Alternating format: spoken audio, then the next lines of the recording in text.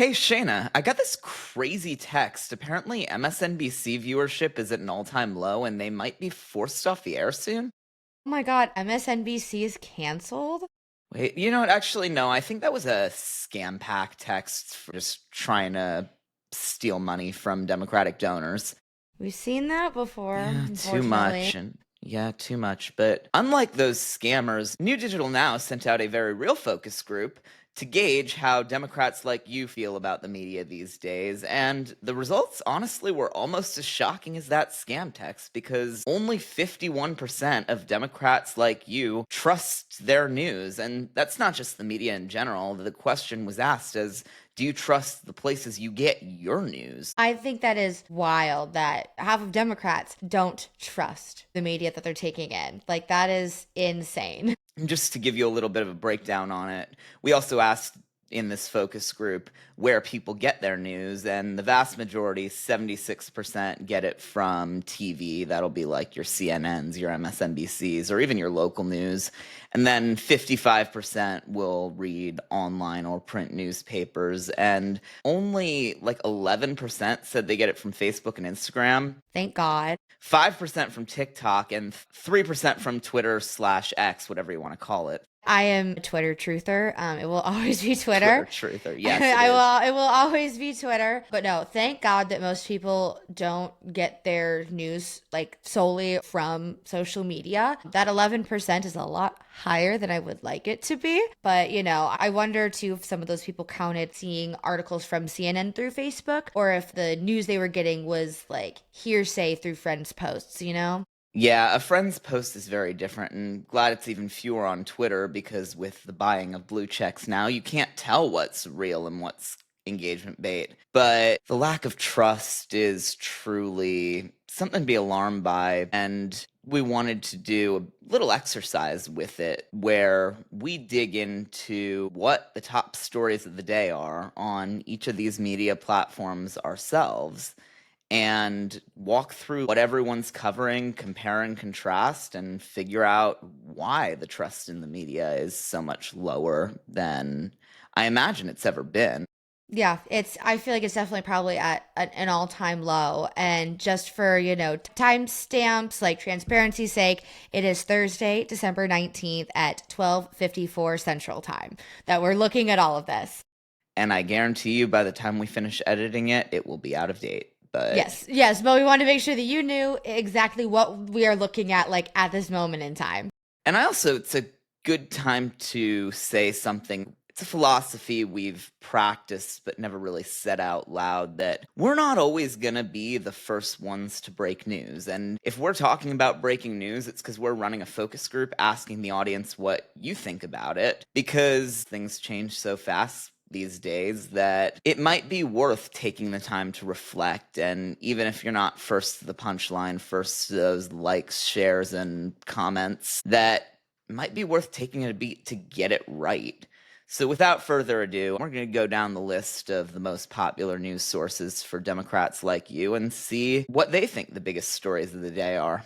And we will start with the first name you think of when you think of cable news, or actually, we'll start with half a screen worth of ads. But Yeah, I was about to say, like, I was looking and see who we were starting with, and I can barely tell on my computer because half the screen is, an ad. We also, all of the websites we're going to look at, we are not signing in or like subscribed to any of them so that this is what regular people will see. So starting off with CNN, starting off strong. At least the ad matches their color scheme. I know it's kind of aesthetically pleasing, but I don't have a baby, so clearly the targeting's not there. Yeah, the targeting's not great for this. But so right off the bat, I am not surprised that this is what CNN's front page looks like. This quite honestly looks like my Twitter, but my Twitter also includes Taylor Swift. Actually, I think it looks more like I'm watching CNN in 10 places at once on my screen.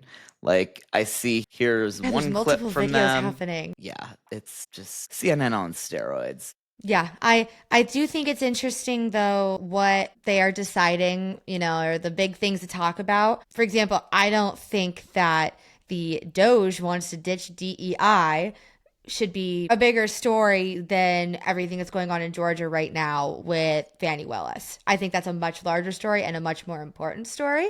But, I'm not CNN, so I don't know what I'm talking Yeah, about. and that is just a tiny little blip on the radar there. Mm-hmm. And it's interesting with the government shutdown too, because I see Elon Musk's face on CNN. I see something about the government shutdown. I don't see anything connecting his tweets about the government shutdown to the government shutdown. But Of let's course move not. on to MSNBC, shall we? Let's do it. I guess this is only a third screen of ads, but And no, I don't want those notifications. all right, so let's see. It's on here. Why Trump is fixated on getting rid of the debt ceiling. Wait, Trump wants to get rid of the debt ceiling now? Hang on a second. Weren't they trying to hold a gun to our heads and destroy the entire government over this so that we couldn't legislate? You would be correct. The thing I don't like about this MSNBC front page compared to the CNN one is that most of these headlines, they don't give you actually like information. They're questions, or they don't really tell you what's going on and what you're going to be clicking into. I call that clickbait. That's clickbait. But hey, at least they're connecting Elon Musk to the government shutdown. That's something. And then, well, something here too I just noticed is that on CNN, there was nothing about the tragic school shooting that just happened in Madison, Wisconsin. There is here on MSNBC, but it's really tiny. And I feel like that should be bigger. We moved on from that so quickly. Yeah, there is still more news about Luigi Mangione than there is about this Wisconsin shooting. And like, yeah, I get it. People are fixated on this guy because like last time, one's hot and one is, what did they call her? A femcel, which was a horrible thing to call someone who was clearly struggling, but I with everything that happened in the Wisconsin school shooting, when it was happening for hours, every news source that I was getting information from had completely different pieces of information. The amount of people they said had been hurt or killed were completely different for like the first like hour and a half that after it had happened. And so I waited until the end of the day to actually look up these news sites to see what actually happened, because everyone wanted to be the first to report. Like you said, that's not us. We are going through things at a pace that is good for us, where we can take the time to look at things. whoa. I saw that day, I saw some rumors about her being trans, and then I saw that wasn't true, and that was the moment I decided I'm not gonna look until the end of the day when they figure things out. I should have taken screenshots of all the notifications I was getting, because at first it was 5 dead, then it was 4 dead, and then it was 3 hurt, 1 dead. The shooter is dead, the shooter isn't dead, the shooter is a 17-year-old male. Actually, the shooter is a 17-year-old girl. Oh, actually, no, she's 15. And then I also saw that she was trans, but then she wasn't. All of these news sources had to be the first people to get information out. And the funny thing too is when I clicked on every single one of the notifications that popped up, and every article, it all started out with the police are not, like, said that they're not releasing any information right now. So these news sources, Where are they getting the information? so these news sources were fishing for any information they could, and the police kept saying, if you go through, like CNN does the time updates of, every like 10 minutes or so when they're live reporting something, and they kept saying, we're not at liberty to release information. There's minors involved. We're not releasing information right now until we have confirmations. Like, that, yeah, but news sources had to be the first to get it out instead of having real information. So I really, really don't blame the fact that half of Democrats do not trust where their news comes from. I'm someone who I have hope that what I'm reading is true, but it makes it really tough when I have every news app you could think of downloaded on my phone. I Yeah. see, when I saw 10 different notifications coming in that all said almost completely different things, kind of hard to believe. Yeah, no, I completely checked out of that and took a beat when I saw the stuff about her being trans because I figured that was just typical right-wing hysteria that unfortunately is nothing new. But to see that it's now just gone completely mainstream and beyond conspiracy theory, it's just people don't even have all of the facts, yet they can't wait to be the first to report to get the clicks. And by the way, speaking of those ads, that sweet, sweet ad revenue, really what it's all about, isn't it? But speaking of right-wing hysteria, let's just for the sake of being, as they would say, fair and balanced, is their tagline, we're gonna take the red pill and and we will show you a little bit of Fox News. So we've got another half-page ad. It's below the headline for, the header of the website, which is different from the other two. Got to promote themselves first. Yeah, but look, it's our lovely Doge people. I don't even know what to call them. Doge I don't want to people. say their name. So that's our lovely Doge people. Right in the front again. I'm not sure how that is more, Wait, here's a title for them. Trump's chief cost cutters, as Fox News would say. Look at this. Trump's chief cost cutters. Yeah, the cost cutters, which by the way, Trump just released his tax plan, will raise taxes by $1,000 to $2,000 every year for like normal people, and it's going to cut taxes by like $30,000 a year for the rich. Mm-hmm. Talk about cost cutting. Yeah, I mean, that's right. They're cutting costs for themselves. That's what they mean by cost cutting. They're cutting their tax bills, cutting their costs, right? Yeah. Huh. But let's see. A little more Luigi Mangione, of course. It's interesting though, because you can see that there's lots of very grabby titles, and big words. Accused Ivy League killer. Legal expert says. Rand Paul makes surprising suggestion. Rand Paul makes surprising suggestion on new Speaker of the House. I'm kind of curious. Want to see? You know what? Why not? We're already here. So, fun fact, my God. If you didn't know this, you do not have to be in Congress to be the Speaker of the House. Mm-hmm. That is something that I actually did not know until this morning. That was a new piece of information to me. Yeah, I knew that because I think there have been a couple times when there's been speaker drama. There was some joke talk about a couple non-House of Representatives names that they could have picked when they were running through speakers like toilet paper. You know what? I would rather have toilet paper as the Speaker of the House than Elon Musk. I would take I would take used toilet paper over him. I would. I mean, and honestly, that's not even to take away from any of his scientific work or any of his engineering, but it's like, honestly, I wouldn't want any computer programmer with no government experience to run the House of Representatives. I cannot think of a worse idea. Has he even seen I'm Just a Bill? That song slaps, though, let's be honest. I love that song. Great song. That song slaps. I think that this article too, the fact that it's on the front page, is a really good example of the fact that Fox just wants to grab people and get them to click on things. Also, what a horrible photo of Elon Musk that is. Anyways, should we move on to the next news site? Yeah, and now we're going to move into our traditional print journalism. So we will start with the Washington Post here. And we've got ads from Meta about Starting their off open source strong. AI.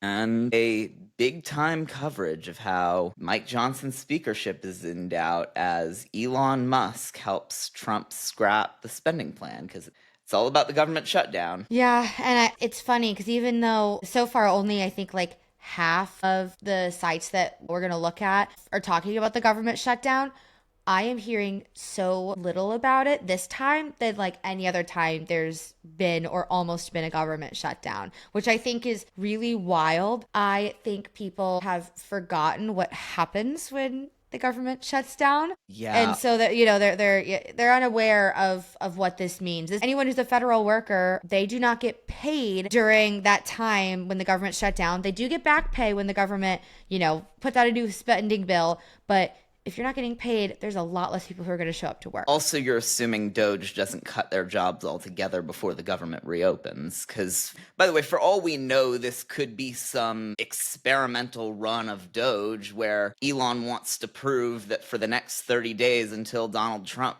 takes office, the government can function just fine without funding. In his engineer brain would make a lot of sense for some sick, twisted proof point, but no thought as to the impact on people. I really think we are, for the next 4 years, this country are Elon Musk's guinea pigs. We are his guinea pigs. He's going to test us. See what we could do. We're his guinea pigs, his lab rats. That's what we are. Yeah, and Democrats aren't saying anything about it. I mean, of course not. It's like, where are the Democrats? I That was actually, and we'll talk about this, I know, a little bit later too, but it's been really interesting to see how everyone's been reacting to what has and hasn't gotten done while Joe Biden has his last few weeks in office. But we'll get to more of that later. Yeah, let's move on to the New York Times because I noticed something. Yeah, and I think now that we've made it through all of our mainstream news sources, I have not seen a single headline about what Democrats have to say on any of this. Like, Well, of where's the course not. president? Or who's the president? Yeah, I mean, good question. Um, the New York Times is interesting. I love that amongst, figuring out the government shutdown and Elon Musk is, flexing his political strength, how to make a baked potato. That's so important, New York Times. Thank you. Oh my God, how to make a baked potato. Yeah, thank you, New York Times. I've always been, not always, in the last few years, I've been incredibly disappointed with the New York Times, specifically in the way that they phrase a lot of their headlines and they do things to get you to click on things and they become very biased. I don't know whether news sources have tried to talk to the White House or not, but even if they have, it seems like a lot of people in the White House and the Biden administration have checked out. I was going to say, my guess is they're talking to them, but it's just going through the motions, and the White House isn't providing any quotes that are particularly worth covering because they're not showing the fight that the press wants. But back to the baked potato, I just want to say about the New York Times. I don't know if you know this, the cooking subscription is a separate subscription. So are the game subscriptions. Yes. So even if you're subscribed to the New York Times, that's why the baked potato is on the front page. Because you're going to click on the baked potato, and then you're going to get paywalled again. Yep. I know all those little subscriptions for the New York Times are separate subscriptions you have to make. But anyways, it's interesting to see that most of these sites were talking about similar things, but they've completely moved on from some of the other major events that happened this week, like the school shooting. Yeah. Oh, yeah. I saw one piece of coverage on, was it MSNBC, about the I school believe shooting? so.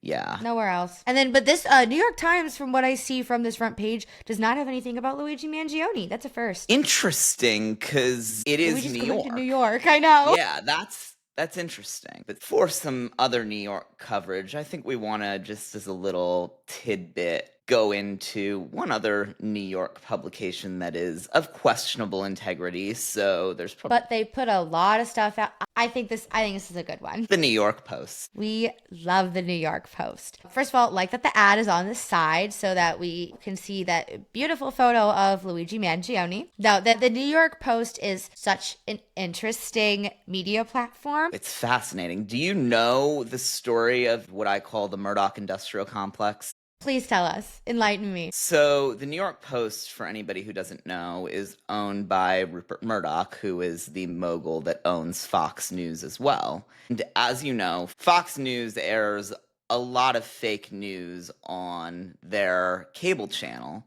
What you may not know is that they keep a very important distinction between their news desk and their opinion hosts, the Sean Hannitys of the world. And when Tucker Carlson was still at Fox, he actually won a lawsuit when Fox got sued for saying something false under the argument that Tucker Carlson is opinion, not real news, and therefore cannot be treated as fact. So the Fox News desk, the online stuff we showed you, that has to have some standard of integrity. Even if they're right-wing in their framing, they still have to report basic fact. The opinion hosts are free to say whatever they want, but the opinion hosts have to cite stories in real news on their shows. So when they want to talk about something that's so low that even Fox News won't touch, for example, Hunter Biden's laptop is a good one, they send the story to the New York Post, and then the New York Post publishes it. And then Sean Hannity, when he comes on for his primetime show, he's not breaking news. He's commenting on something he read in the New York Post, which is a separate publication. And the machine of right-wing disinfo continues. Smart on them. Truly. Murdoch's an evil genius. I guarantee you most people don't know that. So yeah, Murdoch's an evil genius. Read the New York Post, fun fact, it's Fox.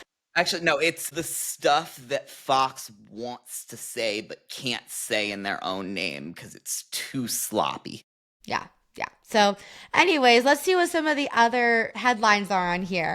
Let's see. The rest of them are very tiny, at least. Is that Elon Musk with a flamethrower? Flamethrower. Yeah. Remember when he was selling those? Actually, no, he said it's not a flamethrower. If you went on the website, For legal purposes, I yes, it remember. was branded The Boring Company, not a flamethrower. And for the record, it actually wasn't a flamethrower. It was a roofing torch machined into a gun shell. I have no comments. Let's keep scrolling. I mean, I have one comment, which is the fact that unfortunately the thing sold out in under 24 hours. So clearly he's got a tap on something that we don't.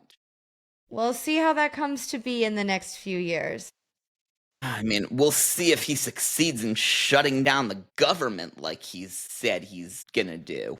Yeah, we'll see. That's all I have to say about it right now. Yeah, we'll see what happens with that. But it's so interesting, though, the way he has kind of become, as he would say with X, you are the media, or in his mind, he is the media, which he really has become, in many ways, the most powerful person in the world. And it all was for a low, low price of buying the social networking platform that the entirety of mainstream media was already using as its assignment desk. That's really.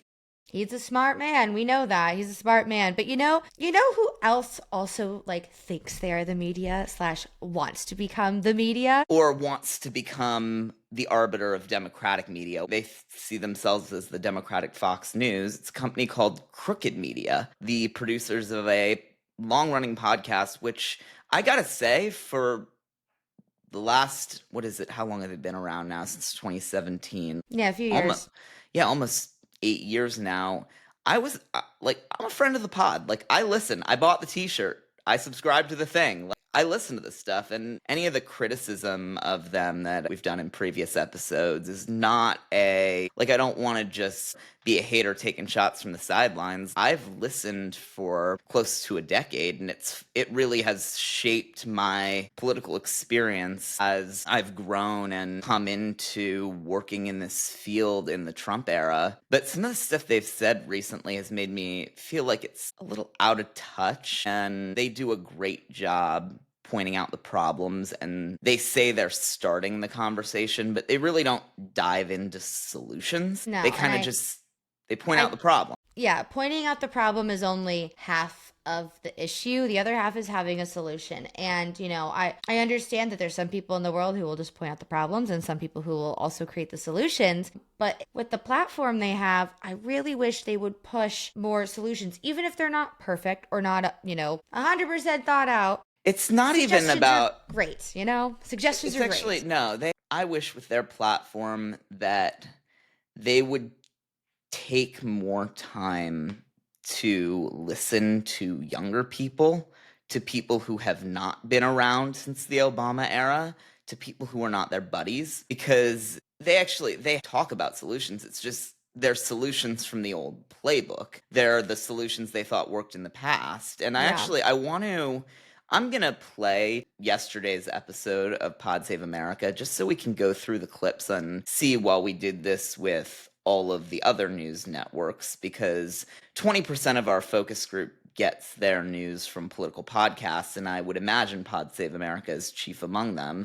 So we're going to give them the same treatment that we've given all of our other news outlets. First off, the headline: AOC shut down by Pelosi for chance at House leadership position, which actually, funny enough, one of the only stories I've seen about Democrats in our little media roundup, and maybe the fact that we're not getting any coverage is because we're spending all of our time infighting. But we've got here their list of chapters. First off, we've got Trump's revenge tour. So they do a little bit about that. Then they get into AOC getting blocked for a leadership position. Then we have some changes on Act Blue, which this is interesting. This one I actually want to dig into, and we'll talk more about this because it's a story that we've been beating the drum about that needs to be covered, that's not being covered on those scam pack texts. It's interesting, the stories that Pod Save America chooses to cover in their breakdown of today or yesterday's news, because the story about Act Blue changes,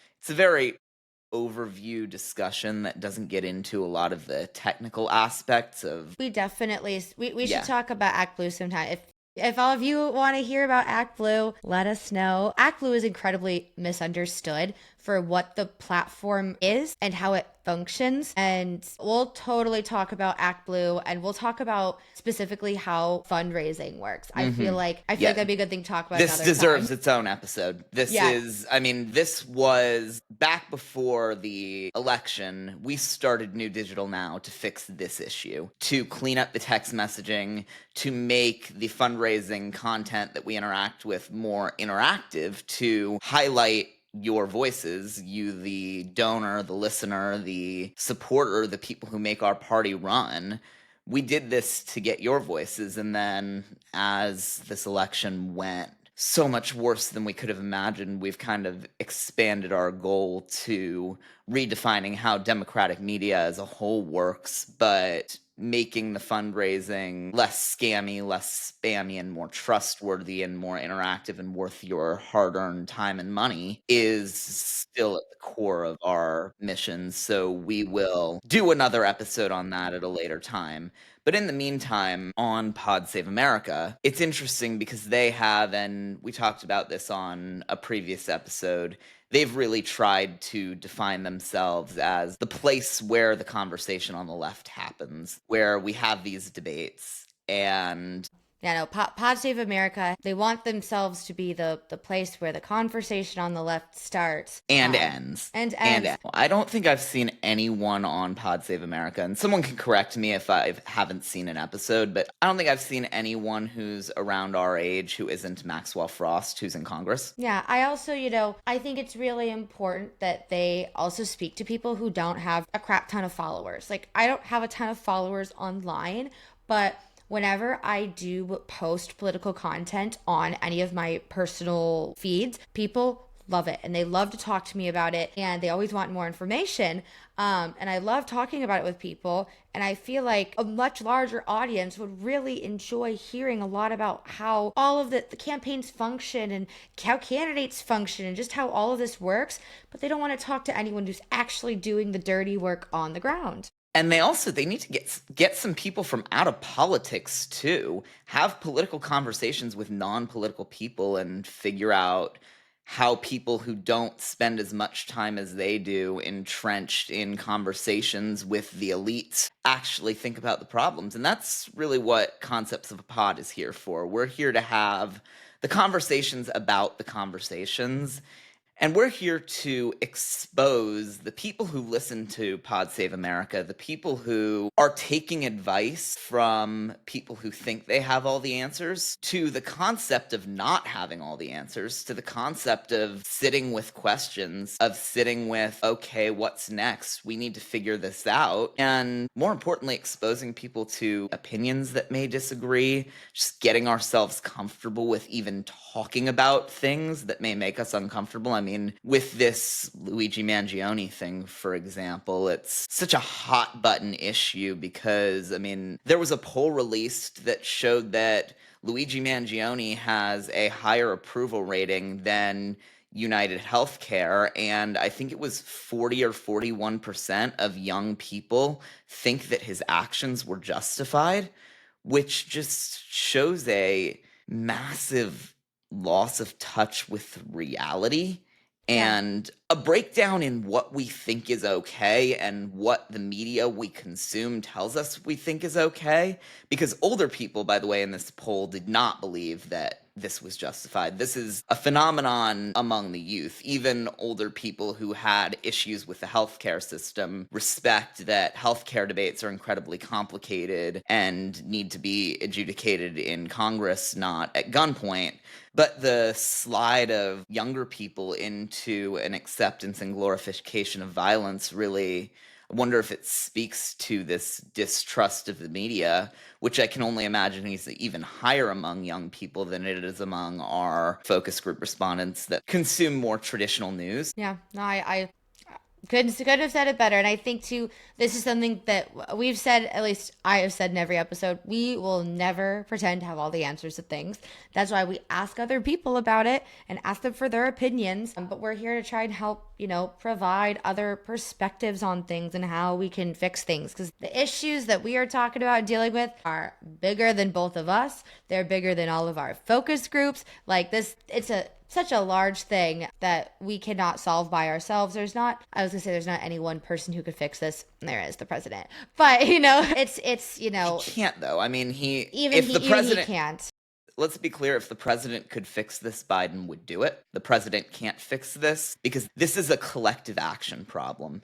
This is an issue with a mass distrust in media, in institutions, in our government, in our society. People feel broken. People feel lost. People feel confused. And people don't know where to put that because they feel like nobody who has any power is listening to them. So I feel like that leads really, really well into the question that we're going to answer today. It's a big one. This was one of the questions that we got from one of the focus groups we sent out. And the question is pretty simple. Where are our Democratic leaders right now? We should be doing all that we can before MAGA takes office. Where is, if we fight, we will win? We need some leadership right now. I think that perfectly sums up where a lot of people are at right now. And I kind of alluded to this earlier. The government is a lot more complicated in the way it works than what most people see. Want to put that disclaimer there first, but it really seems like just about everyone in the Biden administration has checked out, except for Biden. He has been doing so much stuff behind the scenes, but you don't see any of that reported because they're, quote, little things that are not as important to people. One of which being like the biggest story that I saw of something little that Biden did was put even more restrictions on drilling oil in the Arctic, which is good. Like there's lots of things Good. like that Biden is doing to help protect and pad what we have and what we still have at the moment and to make it harder for the Trump administration to dismantle things. But no one's reporting that. So yes, our Democratic leaders, some of them are doing things, but some of them are not. Also, it's disappointing. I don't know. I think that also it's interesting. I wouldn't say that nobody's doing things. I think the people who, and there are a lot of very hardworking people in the Biden administration who, by the way, are also reckoning now with the fact that they're all going to be out of a job in less than a month. But there are a lot of very hardworking people who I truly believe are, like you said, things are incredibly complicated. They're working behind the scenes to get things done. I think the people who've checked out are the Biden and DNC comms teams because, like we saw in our media breakdown earlier, there's absolutely no coverage of what Democrats are doing or saying. They're not getting out in front of the media, and they're not making our case. They're not telling our side of the story. They're just abdicating to the Republicans who are defining us, them, and the future of this country as they can't even tie their own shoes in the House of Representatives, and yet somehow they dominate the narrative. So what we really need here is a new media apparatus for Democrats to be able to do something about it. And I mean, Pod Save America, the fact that they cover completely different stories from what the mainstream press is covering shows that A, they're talking about infighting, not about what we can be doing to resist, and B, their stuff's not being covered. They can't cover everything. They're an organization that is doing a lot to cover some of those underrepresented stories, but they can't cover everything. They're one group, It's not just that they can't cover everything. It's that nobody else cares what they have to say who doesn't already agree with them because they don't take the time. And this is, I think, a problem that's emblematic of the Democratic Party as a whole. And I think it dates back to the Obama years, is very much of the Obama mindset of our values are right, the people who disagree with us are wrong, and so we think we know better. Our job is to convince, but convincing doesn't happen without meeting people where they're at. And this kind of strategy of being afraid of the media, I mean, it started because of the unfair double standards to which Barack Obama was held, but it kind of spiraled into a paranoia among Democrats that, God forbid, we express a dissenting opinion or say something that could stir up drama or make news, or if we engage with the other side and make a headline for engaging with the other side, like, we're so afraid of a bad headline that we won't do anything. It's actually so interesting. I was working within the official Democratic Party when Elon Musk bought Twitter. And I think you remember me telling you this story, right, Shayna? I know where you're I going with called you this. I called you irate about it and couldn't say anything publicly about it at the time, obviously. But when Elon Musk bought Twitter, he tweeted free speech is back on Twitter. And I was working in digital ads. And so political ads, for anyone who doesn't know, had been banned on Twitter under the old Twitter ownership. And so I responded half jokingly to Elon's tweet, if free speech is back, does that mean we can have political ads again? Within 10 minutes, I had had a call from my boss's boss, demanding that I take the tweet down, and I think they might have filed a formal reprimand of some kind for the grave sin of engaging with Elon Musk. And I asked why. I was a little confused. And it was basically like, because we're scared that a reporter could pick up that a Democratic staffer is engaging with Elon Musk. And let's be clear right now, Elon Musk may be about to shut down the federal government because he's wormed his way that close to power since that happened. Yeah. And Democrats now have absolutely no pull with not only the most influential, but also the most influenceable, powerful man in this new oligarchy right now. And we Yeah. did this to ourselves. Yeah, I think a good way to wrap this up, a good note to end on is field. You know me. The number one thing that we always have to do in field, and that I always push and encourage people to do, is if someone disagrees with you and they want to talk and have a conversation with you, do it. We have to talk to people who disagree with us. Jordan and I welcome it. If you have anything you want to say to us, comment it like on the video, send it to us through a forum. We want people to engage with us because we don't always know everything. And our, views and perspectives are not set in stone because the world is ever changing. We have to be flexible and malleable in these situations. So we want to engage with people who may disagree with us. That is something that we want. 100%. We're heading into a new year. It's going to be a tough year with Donald Trump taking office. And we have to be ready as Democrats to have honest and hard conversations about what it means to not only resist, but to rebuild our party in a way that we can actually win in the midterms in 2026 and the presidential election in 2028. And that all starts with amplifying the voices of our supporters and letting our supporters hear the conversations that they want to hear. So to that end, we're going to be recording one more holiday special episode of Concepts of a Pod this year, and it's going to be a full Q&A. We're going to take a half hour to 45 minutes, and we are just going to answer your questions, take your feedback, talk about what you want to talk about, and share our vision for what's next for 2025. Yeah, so if there's any other last questions you want to get in, send them in now, and we'll make sure to talk about them. We've already started putting together lots of groupings of questions that people have, and we're trying to get as many answers as we can to try and give people a little bit more hope. Yeah, and while we're at it, we actually have one question for you, too. We want to know who you want to hear from. Like, if you could have any guest on this podcast, who would it be? I can't guarantee that we can get them. Like, some might be harder than others. And we want to know your dream guest. Also, the more you like, share, subscribe, watch this podcast, the more likely it is that we'll be able to get people you want to hear from because they want to talk to people who have followers, because that's the way this economy works these days. Liking, sharing, subscribing, and watching is 100% free. Yes. You don't even need to donate to do that. It really helps. So, love if you could like, share, subscribe. We are also now available on Apple Podcasts and Spotify, and we look forward to continuing the conversation. So, we'll see you next time. See you next time.